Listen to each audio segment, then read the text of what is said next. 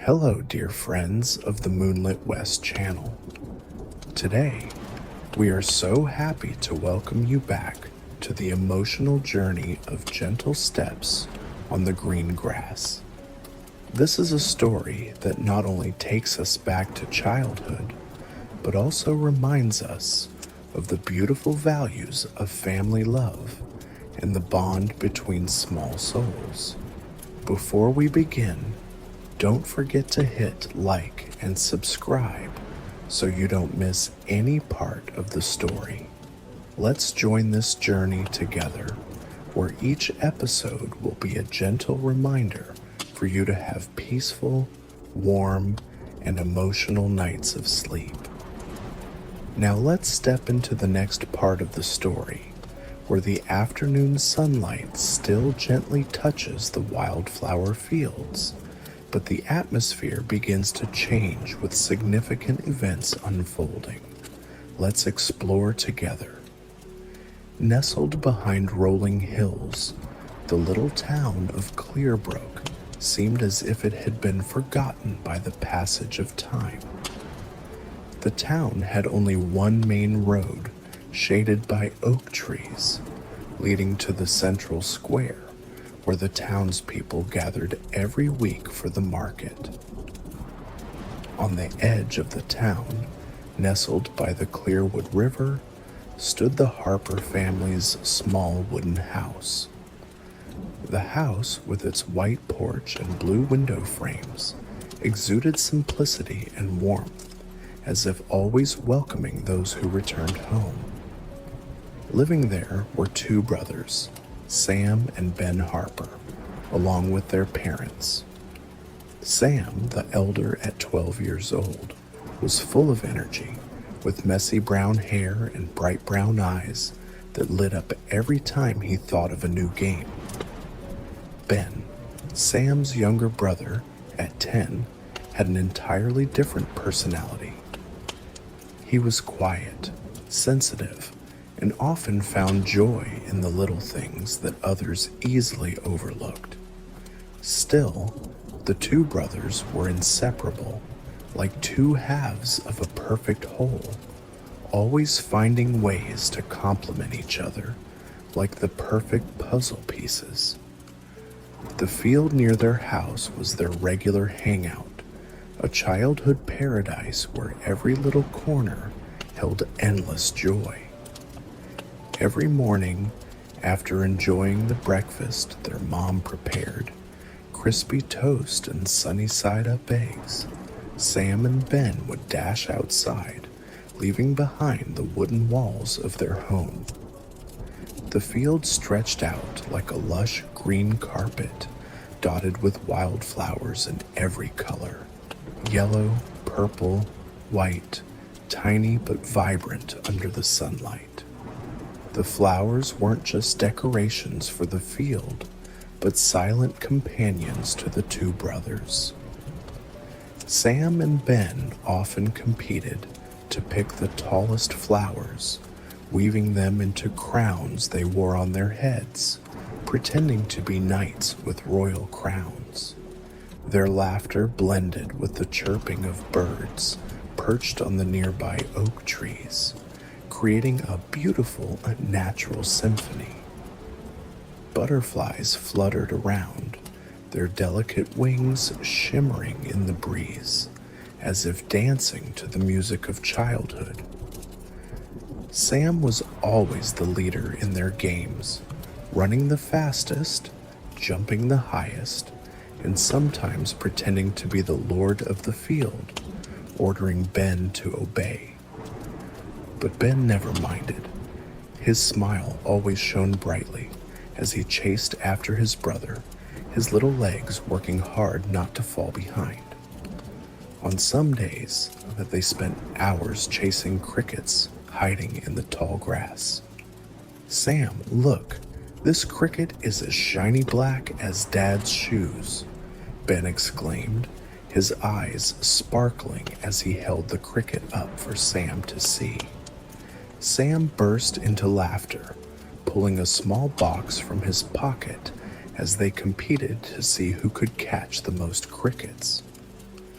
During summer days, the sunlight poured over the field, making every blade of grass gleam a translucent green. The breeze carried the fragrant scent of wildflowers, mixed with the dry, earthy aroma of the countryside. In the afternoons, as the sun dipped low and turned golden, the brothers often rested under the big tree near the riverbank. Those were the most peaceful moments of the day, as they gazed at the shimmering water reflecting the sunlight. "Sam, what do you think if we could live on this field forever?" Ben asked, his eyes sparkling with dreams.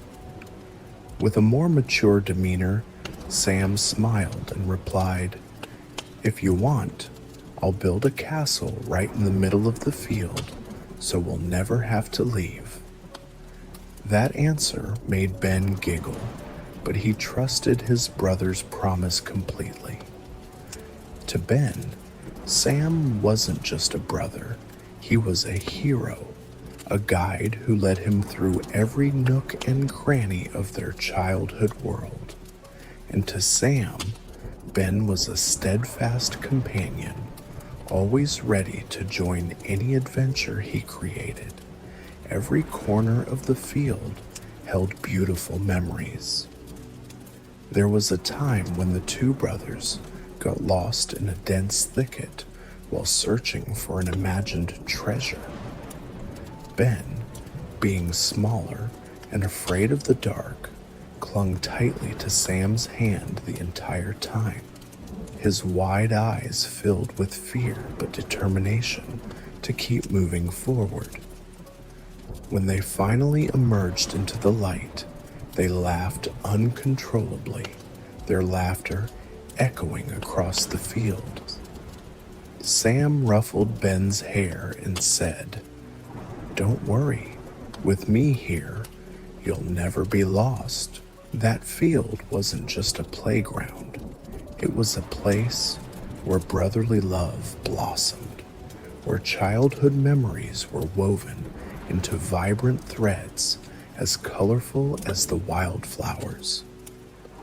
No matter how much time passed, the mornings spent chasing each other across the field, the evenings watching the sunset by the river, and the laughter of Sam and Ben would forever remain irreplaceable in their hearts. One day, while playing tag near the river, Ben stumbled upon a special spot he had never noticed before. It was a small patch of land surrounded by low bushes. Inside, wildflowers grew in abundance, in colors from yellow, purple to white, shimmering under the sunlight. A narrow path led down to the river, where the water sparkled like silver whenever the wind passed by. To Ben, this place felt like his own little island, where he could dream and live in his imaginary world. Ben called Sam over. "Sam, look at this. Doesn't it look like a secret island?" Sam glanced over and shrugged. "It's just a patch of land with a few flowers. What's so special about it?" He turned away, continuing to look for something more interesting to do. But Ben wasn't discouraged. He named the place Dream Island and started spending time there every day after school. Ben brought along a small notebook where he drew pictures of the flower field and wrote imaginary stories about the characters living on the island. He thought of knights protecting the wildflowers from pirates, fairies hiding in the bushes, and dragons sleeping under the river. With his vivid imagination, Ben turned the place into a magical world. Lucy, the Harper family's neighbor, often joined Sam and Ben on their adventures. Lucy had bright blue eyes, long blonde hair, and a smile that was always on her face.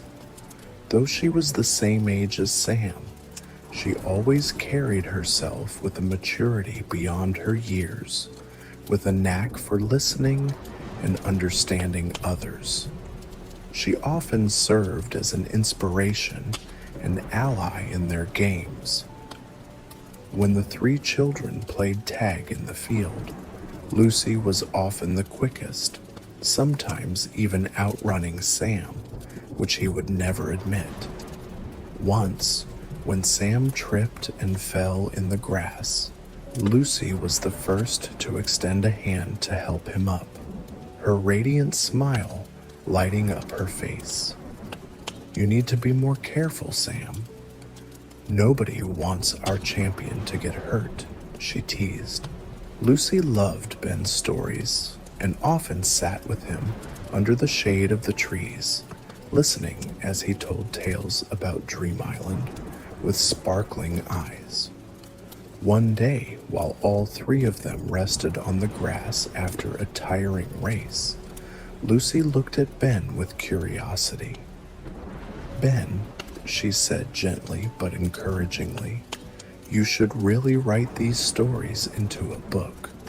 I think people would love to read them." "A book?" Ben laughed, scratching his head bashfully. "I just thought these were stories for us." "But that's exactly what makes them special," Lucy retorted, her eyes shining with enthusiasm. "Don't you know, Ben? The way you imagine everything, it makes me feel like I'm really living in those stories. Not everyone can do that." Sam, sitting nearby, initially didn't pay much attention, but his gaze gradually shifted toward Lucy and Ben. For a moment, he felt as if he were losing his place in their close-knit group, one that he should have been the center of. Lucy turned to Sam, giving him a playful pat on the shoulder. "Sam, you should try telling a story about you being the hero in that world. I bet Ben would include you right away." Sam, despite feeling a slight pang in his heart, managed a weak smile. "That hero story will start when I beat both of you in the next race," he joked. But deep down, he wondered if Lucy and Ben truly wanted him to join their little magical world. Sam, sitting nearby, glanced at Ben but said nothing. He tried to understand why his younger brother was spending so much time in a place that to him seemed to hold nothing more than a few flowers and silly ideas. He felt frustrated, not just by Ben's focus on the little island, but also by the sense that his brother was leaving him out of the fun they used to have. Sam remembered the afternoons when they raced across the field together, rolling in the dirt until their clothes were covered in dust, their laughter echoing across the sky. But now, Ben seemed to have slipped into another world, a world Sam couldn't enter. Sam kicked a small pebble, feeling a rising irritation he couldn't explain. What's so fun about it anyway? Sam thought to himself. Yet part of him knew that it wasn't just boredom, it was jealousy. He envied the way Ben and Lucy whispered and giggled, as if sharing a secret that he wasn't a part of. Sam wanted to find something more exciting to do, something big and different, to prove he didn't need the little island or Ben's imaginary stories. He thought of climbing the old oak tree in the town square, where he used to feel like the ruler of the world when he looked down from the top.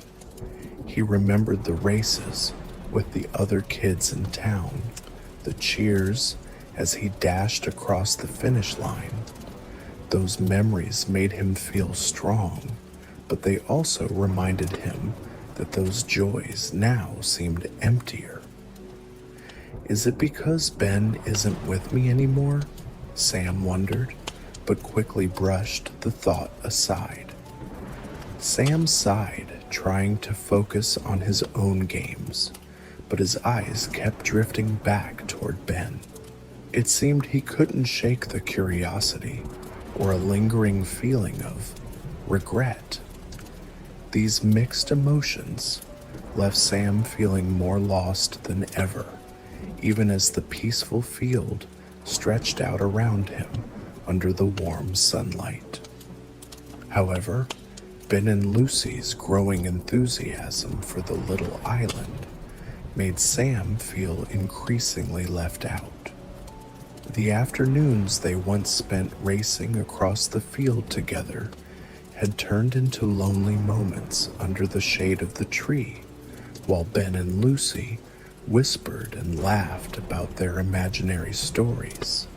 Each time this happened, Sam felt a wave of discomfort wash over him, a feeling he couldn't quite put into words.